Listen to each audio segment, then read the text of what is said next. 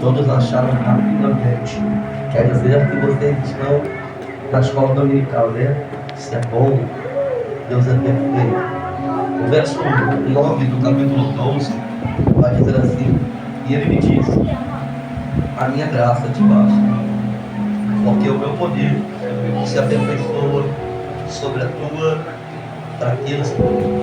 Por isso, de boa vontade, antes de me olhar na minha fraqueza, enfim, poder se assentar a volta de Deus.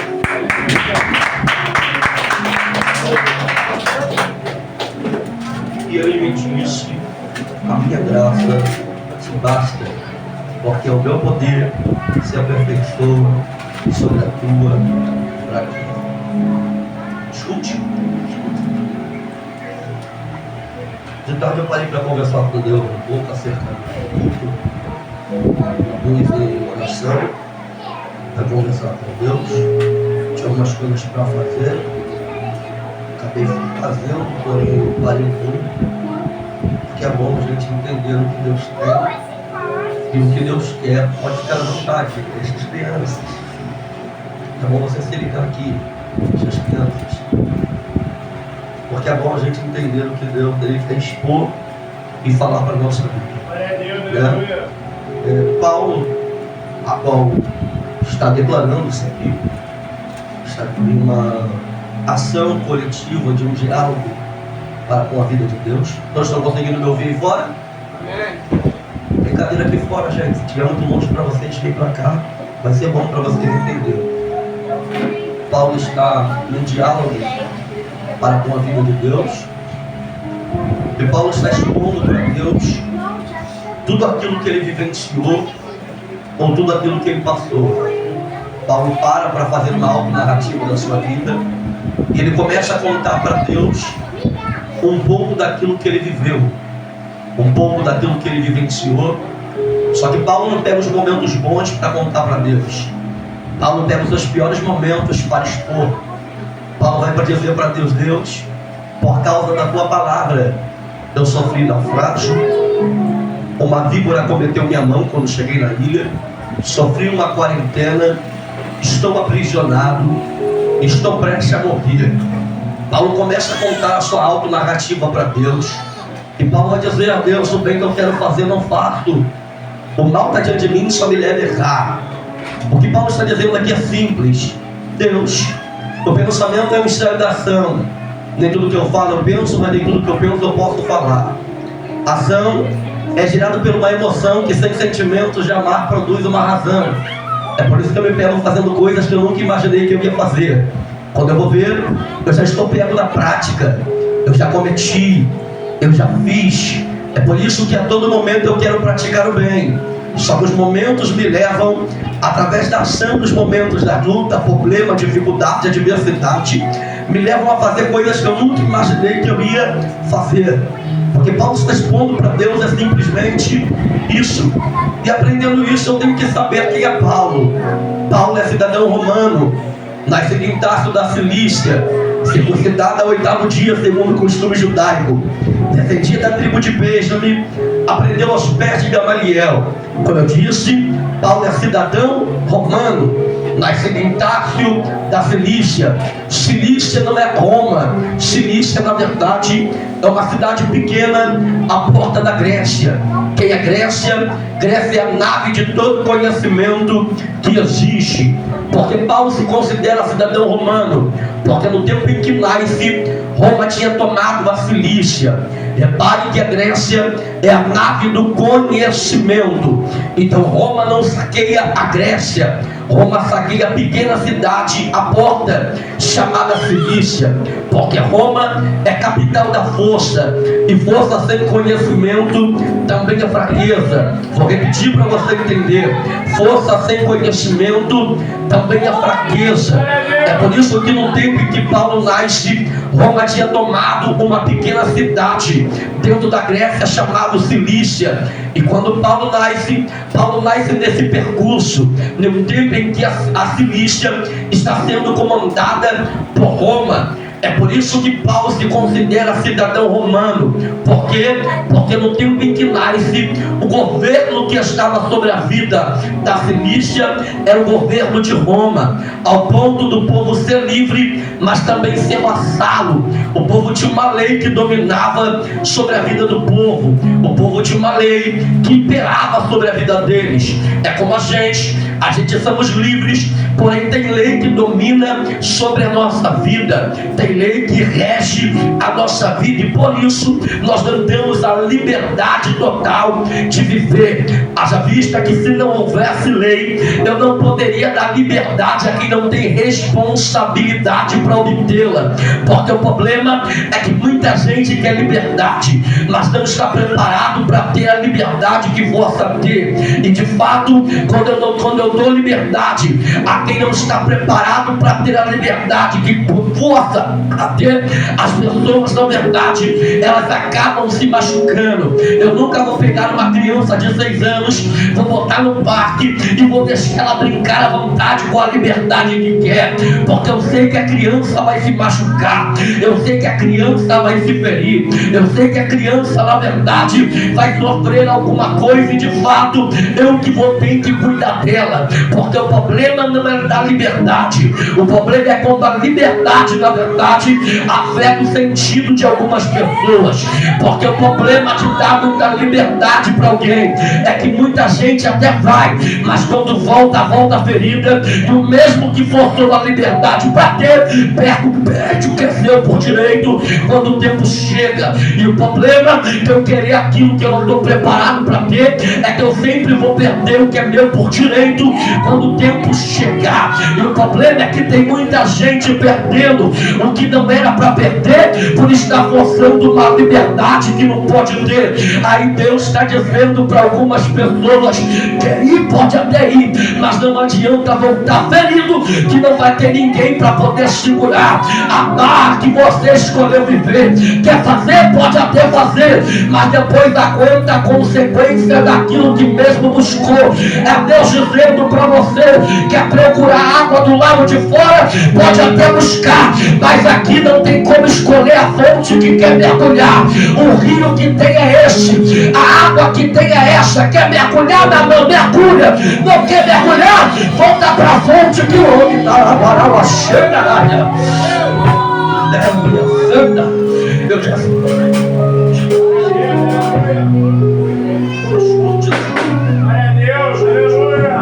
o problema é que não tem como forçar o tempo a me dar o que eu não estou pronto para ter. Não tem como forçar uma liberdade que eu não estou pronto para viver. Nisso eu tenho que aprender algo. Paulo, ele é cidadão romano, porque no tempo em que nasce, Roma tinha tomado a Cilícia. A primeira vez que Paulo aparece na Bíblia, em Atos Apóstolos capítulo 7, verso 55. Paulo está com o nome de Saulo, ou hebraico Saul, aquele que foi rejeitado. Esse nome não é próprio de Paulo. Esse nome, na verdade, é um apelido dado pela sinagoga dos romanos para que ele possa viver. Aquele que foi rejeitado, aquele, na verdade, que não tem compromisso com Deus, não tem compromisso com ele. A primeira vez que aparece na Bíblia, Atos dos Apóstolos, capítulo 7, verso 55, segurando a página do primeiro mártir da Bíblia, que tem por nome de Estevão, ou Mexiasiel. Estevão, na verdade, é um diácono formado na primeira igreja formada no Novo Testamento, em Atos dos Apóstolos, capítulo 2. Escute, logo após a ouvir a pregação de um homem chamado Pedro, Estevão foi um diácono comissionado a cuidar da causa das viúvas. Vai haver uma perseguição contra a igreja e Estevão vai sair. Quando Estevão sai para poder pregar, para poder comissionar o evangelho, vai explodir uma sinagoga na frente dele, chamada Sinagoga dos Libertos. Leva a crer que a palavra liberto no grego, ela vem de tradução escravo, porque para mim hoje eu estou liberto. Ora antes eu era escravizado, ora antes eu era prisioneiro. Essa sinagoga, chamada Sinagoga dos Libertos dos Alexandrinos, é uma sinagoga que ora antes é escravizado, para não obedecer mais lei, para não obedecer mais vocação, ou para não obedecer mais regras, eles vão se aliar e vão formar uma sinagoga. Haja vista que aprendendo isso, eu tenho que ter a percepção que Estevão vai ser o primeiro mártir da Bíblia. O que é mártir, gente? Mártir é todo aquele que aceitou morrer como Cristo morreu, padecer como Cristo padeceu e sofrer as mesmas aflições de Cristo. Olhe para cá, a palavra mártir no hebraico quer dizer testemunha, aquele que sentiu, aquele que tocou, aquele que viu, aquele que teve um encontro, aquele que na verdade conhece. A palavra mártir no hebraico quer dizer testemunha. Na verdade, testemunha como um mártir leva a crer que o primeiro mártir da Bíblia, da ideologia cristã, a morrer em processão da fé, em um sacrifício, não foi Estevão, foi Abel, em morrer pela fé processada de um sacrifício aceitável, pela mão de seu irmão Caim, que liga mais para o sentimento do que para a razão. Na verdade, escute isso aqui, por favor. Estevão vai ser o primeiro mártir da Bíblia, porque ele morre logo após Cristo ter a morte da crucificação. Quando Estevão está pregando na verdade e ele é apedrejado até a morte, você conhece a história, ele vai ver o céu aberto. Quando ele vê o céu aberto, ele vai ver Cristo de pé. Estevão, na verdade, quando Saulo está segurando a roupagem de Estevão no momento da morte dele, Saulo pega a roupagem de Estevão, leva para dentro da sinagoga. Escute isso aqui, leva para dentro da sinagoga, apresenta dentro da sinagoga o sacerdote. Quem olha essa história está dizendo, é um cristão dando carta para um perseguidor. Na verdade não, o povo de Israel também é um povo livre, porém vassalo. É um povo que tem Roma como o domínio. É um povo em que Roma está dominando sobre a vida do povo. Me prova isso na Bíblia. Eu provo. Certa feita, Jesus vai olhar para Pedro e vai dizer: Pedro, o que aconteceu? Pedro falou: olha, tem os cobradores de imposto na porta e eles estão pedindo a parte do imposto da dívida que temos que pagar. Nós vamos meter a espada nele. Aí Jesus olha para Pedro e diz: não, Pedro, vai lá no mar, pesca um peixe, abre a boca dele e o que tiver na boca dele tu me traz. Pedro vai no mar, pega um peixe, vem com aquilo que estava na boca do peixe, apresenta a Jesus e Jesus fala: Pedro, está do lado ao contrário, vira a moeda. Quando Pedro vira a moeda, Jesus fala para ele: o que tem aí, Pedro? Pedro falou: a imagem de César. Então, Pedro, dá para César o que é de César e dá para Deus o que é de Deus. A casa é de César, a moeda é de César, a roupa é de César, a finança é de César. César pode levar tudo o que você tem, mas César não pode levar a tua adoração. César não pode levar teu compromisso. César não pode levar tua fidelidade. César não pode levar sua razão. Porque Pedro aprende o seguinte: o que é Jesus? O homem não se perde quando perde algo. O homem se perde quando bota o coração naquilo que nunca foi dele. Pedro só sente a sintoma de perca quem tem a vida desorganizada. Porque quem tem a vida organizada entende: eu nunca perdi nada, só foi embora que não fazia parte do plano de Deus para minha vida. Porque o mesmo que abriu o mar vermelho foi o mesmo que fechou. Só para dizer para você: olha para frente, quem vive de passagem do céu tem coisa nova preparada para o teu amanhã. Já reparou? Quem foi embora conhece teu endereço. Quem foi embora sabe aonde você mora. Quem foi embora conhece a tua rua. Quem foi embora te conhece. Se não voltou, é porque Deus deixou o mar para muita gente, para dizer para você: aquilo que você está chamando de perca, eu estou chamando de livramento.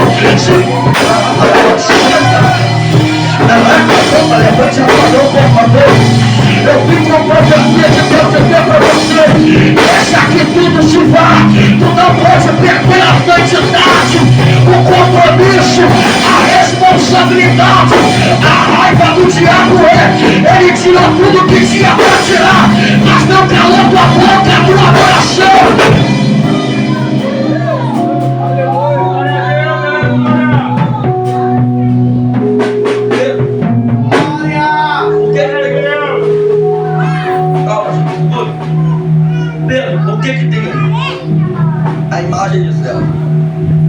César o que é de César. E dá para Deus o que é de Deus. Porque, escute isso aqui.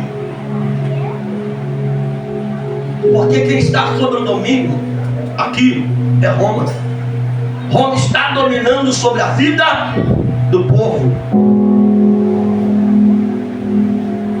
E é dito que dentro do cativeiro da Babilônia, se você pegar a linhagem, quando Roma invade Israel junto com um sacerdote que está no livro Apócrifos da Igreja Católica, com um sacerdote chamado Macabeus, Roma destrói todo o povo e passa a ter o domínio. Roma vai pegar os papiros disso aqui e vai começar a queimar os papiros de descendência. Então, quando Roma assume, já não está no templo quem é da linhagem de Levi, já não está como sacerdote quem é da linhagem de Arão, está como sacerdote quem tem talento para ser. Já não está como levita quem é da linhagem de Levi, está como levita quem tem talento para ser levita. Glória a Deus. Já não está sobre o reino quem é da linhagem de Davi, está sobre o reinado quem Roma acha capacidade para ser rei. Por quê? Porque eles vão queimar todos os papiros de descendência para fazer da terra como queria. Então, quando Saulo vai apresentar a capa de Estevão ao sacerdote, ele vai apresentar porque ele sabe: quem está dentro do templo não é de linhagem. Quem está dentro do templo é corrompido. Quem está sobre o púlpito está corrompido. Aleluia. E gente, deixa eu deixar a verdade para vocês. Só respeita quem está chegando, quem sabe como chegou. Meu Deus. Só respeita quem está chegando, quem sabe como chegou. Segure a mão do teu irmão, fala para ele ainda que não te respeitem. Fala para ele: a qualificação de quem não te respeita é porque eles não sabem como chegou aqui.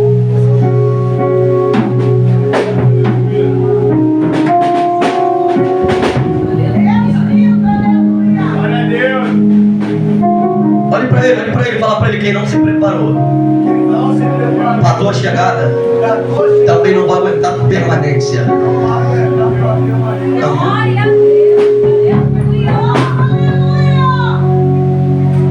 Escute, eu já termino isso aqui. Nem comecei a pregar, não te explicando a história. O texto vai dizer que ele apresenta a carta. Ele chama a carta para ele e fala: vai lá. Ele sai o caminho de Damasco, transpirando ameaças de morte. Só que, gente, ele não está perseguindo. Ele está com carta para perseguir. É diferente. Escute, ele não está perseguindo como os pregadores pregam. Ele está com carta para poder perseguir. Ele está com uma carta para perseguir, não quer dizer que eu estou perseguindo. Quer dizer que eu estou apresentando, estou com uma carta para apresentar alguém, para alguém me dar liberdade para fazer. Meu Deus, aleluia!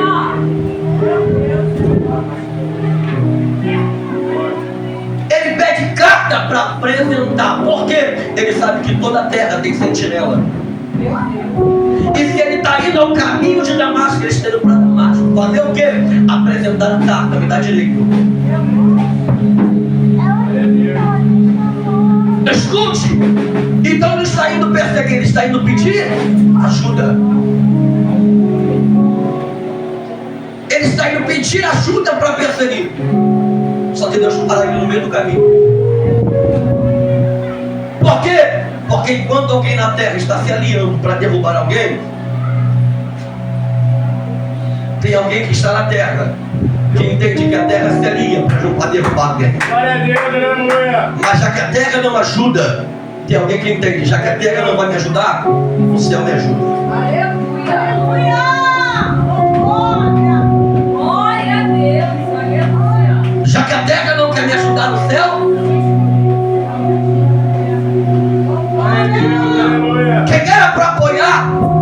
não está apoiando. Quem era para ajudar, não está ajudando. Já que alguém que era para ajudar não ajuda, porque a terra nunca vai cooperar para o crescimento de ninguém. Porque o céu, gente, escute isso aqui, o céu não é destino. Porque se o céu fosse destino, eu levava para o céu o que eu queria. Eu carregava para o céu o que eu queria. Eu carregava para o céu o que eu sentisse vontade. Então o céu não é destino, o céu é origem. Lembra de uma palavra que Cristo introduz a Nicodemos? Cristo vai falar para Nicodemos em João capítulo 3. Nicodemos, é necessário nascer da água do fogo. Ele diz, como é que eu posso voltar para o reino da minha mãe com tudo que eu tenho aqui? Com tudo que eu conquistei, com tudo que eu obtive. Aí Jesus fala isso, que para você voltar para a tua origem, para o ventre da tua mãe, tu não pode levar nada com você. Porque a salvação é individual, não é individualista. Eu sou salvo e quero que você seja. Mas o querer que você seja não quer dizer que você é. Ele está dizendo, o céu não é destino, o céu é origem. E só vai caber no meu propósito quem faz parte da minha. É por isso que veneno não é aquilo que preparam para você. Veneno é tudo que você traz de mais para a tua vida que te causa danos. Já reparou? Antes você tinha quantidade, mas a quantidade que estava do teu lado não falava bem de você. A quantidade que estava do teu lado não te ajudava. A quantidade que estava do teu lado não somava. Aí Deus tirou a quantidade para dizer para você, hoje você não tem quantidade, mas tem qualidade do teu lado. Quem falava bem de você na tua frente não apoiava teu pensamento da tua ausência. Aí Deus tirou a quantidade para dizer para você, hoje você não tem quantidade, mas hoje você tem verdadeiro do teu lado. Hoje você tem quem te apoie, quem por trás de você continue defendendo o teu pensamento. Tem pessoa que até defende teu pensamento na tua frente, mas por trás de você está dizendo que você está errado. O problema da faculdade de máscara é que olha para cá, por favor. O problema da faculdade de máscara é que o falso é aquele que fala bem de você na tua frente por não ter capacidade de falar a verdade para você. Por quê? Porque na verdade sempre o falso é aquele que dá tapa no teu ombro, é aquele que fala bem de você, é aquele que nunca duvida da tua expressão na tua frente. Tá por trás de você, sempre vai duvidar do que você fala. Ele está ao caminho da marcha, transpirando ameaças de morte, termino, transpirando ameaças e... Quando Deus para ele, Deus fala, Paulo, isso aqui mexe comigo, porque eu termino aqui. Quando Deus para, Deus fala, Saulo, Saulo, por que me percebes?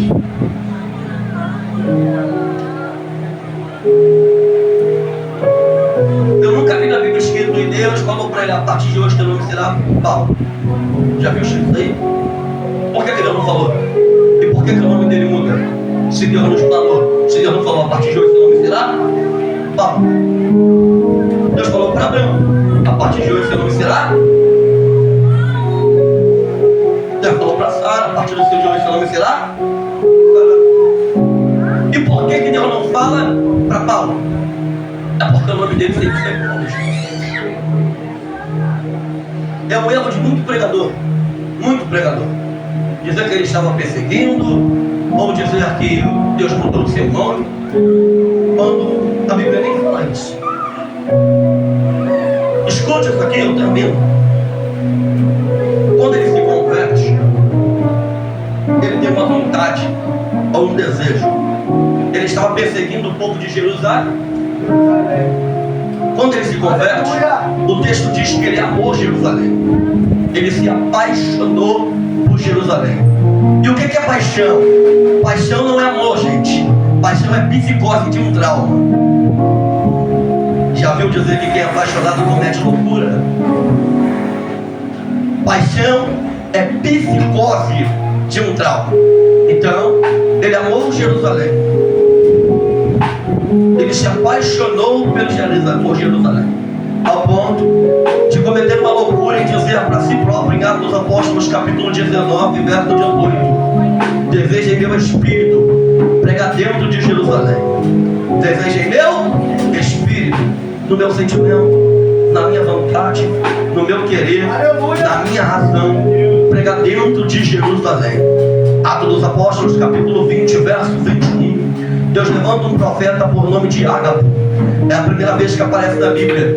Ele pega a cinta de Paulo, liga aos seus pés e diz: Paulo, não venho a ti no meu coração, mas venho a ti no Espírito do Senhor dizer para você: se tu for para dentro de Jerusalém pregar, ligado ao teu coração, assim o povo de Jerusalém falará contigo.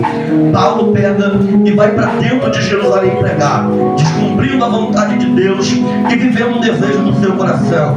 Quando chega em Jerusalém, o povo bate em Paulo, aprisiona em Paulo e tacam Paulo perante dentro do cálice e tramam para matar Paulo perante o sinédrio.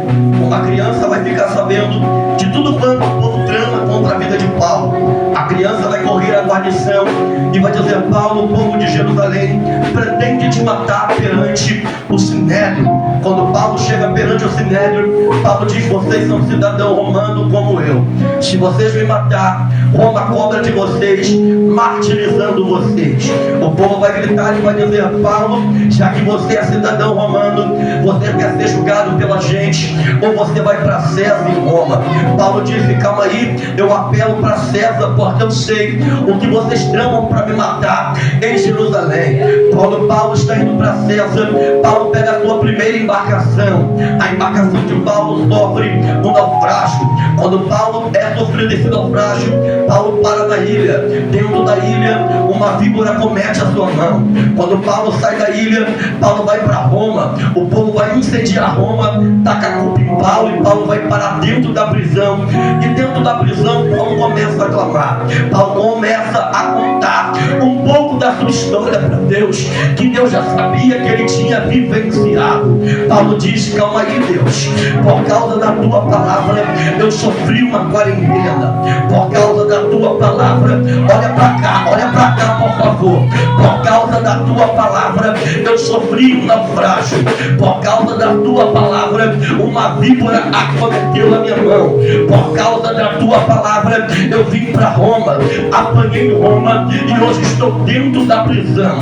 O bem que eu quero fazer eu não faço, o mal está diante de mim e só me leva errar. Aí Deus olha para Paulo e diz: Paulo, a minha graça te basta.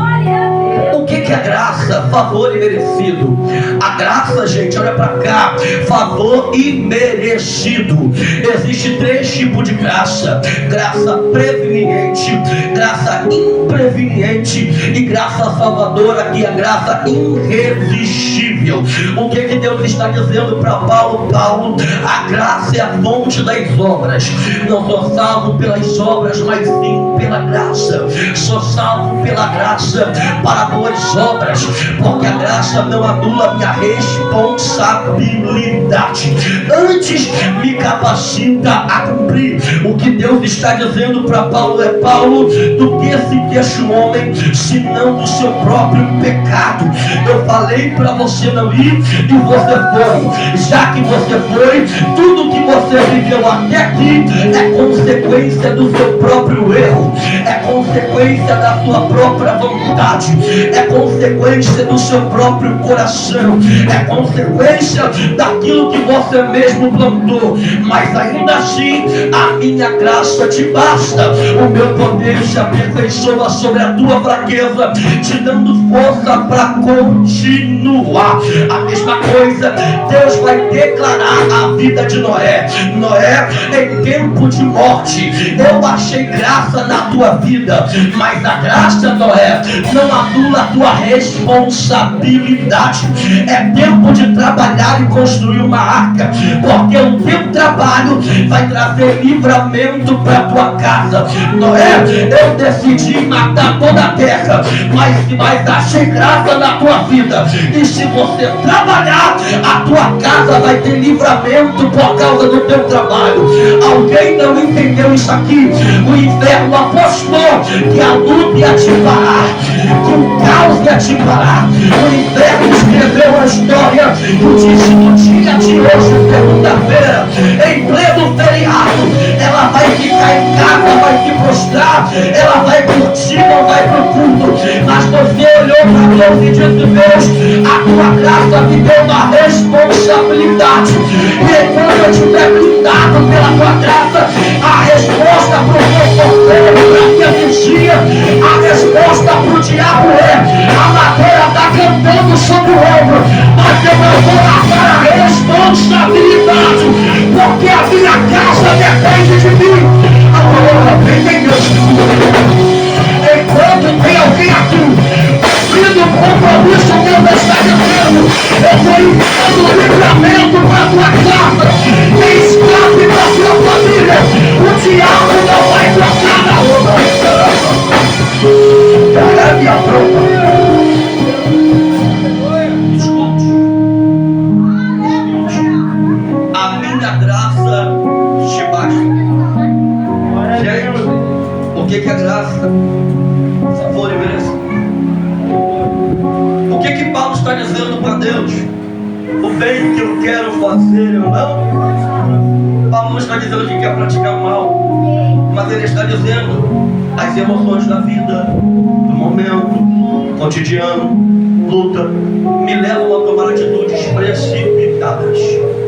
E as atitudes precipitadas me levam a chegar aonde eu nunca imaginei chegar na minha vida, porque eu tenho um espinho na cara. Eu tenho uma vontade dentro de mim que me leva ao Pedro. Quando ele fala que Satanás está agredindo ele, essa expressão de Satanás agredindo ele não quer dizer fisicamente, gente. Essa expressão que Satanás está agredindo ele ou batendo nele, ele está falando sobre o mal que existe dentro dele.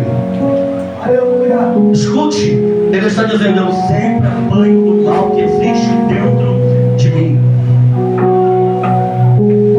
Glória a Deus, aleluia. Eu sempre estou apanhando do mal que existe dentro de mim.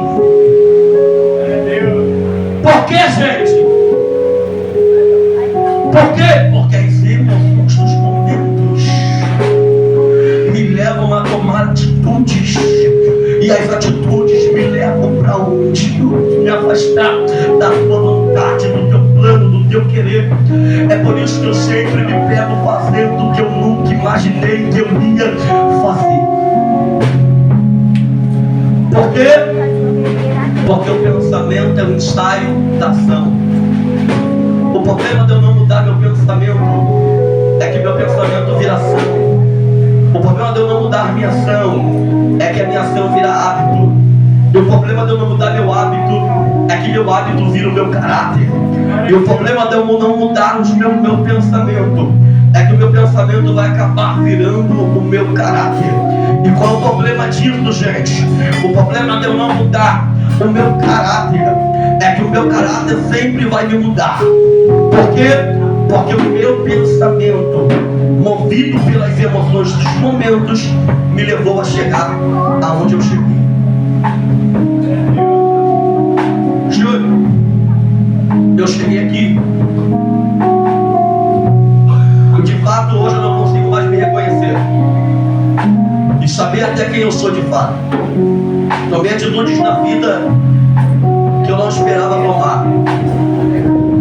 Estou aqui movido por essas atitudes.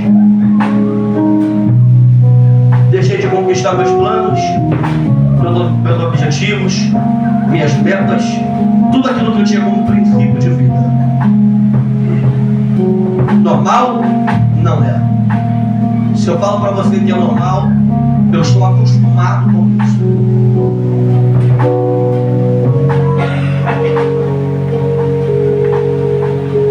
Só que olha para cá, os teus momentos não podem dizer quem você é, e nem tampouco quem você vai ser. Júnior, eu tomei atitudes erradas e estou colhendo coisas ainda do que eu fiz. A lei da semeadura não é a única que não falha. Eu plantei e eu vou colher. E Paulo está dizendo isso para Deus. Ele está dizendo: Deus, a todo momento eu almejo bem. Só que as atitudes que eu tomo me trouxeram para cá. As atitudes que eu tomo me trouxeram E Deus não está discordando dele, Deus não está dizendo, foi plano, Paulo. Deus não está dizendo, foi vontade, Paulo. Deus não está dizendo para ele, a minha graça te basta. O meu poder vai se aperfeiçoar sobre a tua fraqueza. Porque aonde habitou o pecado, superabundou a minha graça.